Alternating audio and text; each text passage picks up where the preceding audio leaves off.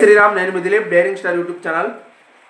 OG break even రా లుచ్చా సినిమా సూపర్ హిట్ అని తమ్నైల్ ఎందుకు పెట్టానంటే, ఎవరి కోసం పెట్టానంటే, ఓజీని ఫ్లాప్ చేయాలి, ఓజీ ఫ్లాప్ అవ్వాలి, దేవుడా ఈ ఒక్క ఓజీ సినిమా ఒక్కటి ఫ్లాప్ అయ్యేలో చూడు దేవుడా అని కొంతమంది కోరుకున్నారు అనమాట.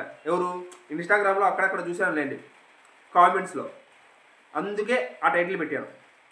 ఇంకా మ్యాటర్కి వచ్చేస్తే, ఓజీ సినిమా నిన్న సండేతో కలుపుకొని దాదాపు 180 కోట్ల షేరు, 302 కోట్ల గ్రాస్ని అయితే వసూలు చేసిందనమాట. అంటే 174 కోట్ల బ్రేక్ ఈవెన్ టార్గెట్ని రీచ్ అయిపోయి దాటిపోయి 6 కోట్ల పైన లాభంతో ఇప్పటికే సూపర్ హిట్ అయింది. ఇంకా రన్ను చాలా ఉంది, ఇంకా నెలకు పైన ఆడుతుంది, 30 రోజుల పైన ఆడుతుంది. సో కాబట్టి ఓజీ ఓవరాల్గా బ్లాక్ బస్టర్గా అయితే ఎండ్ కాబోతుంది.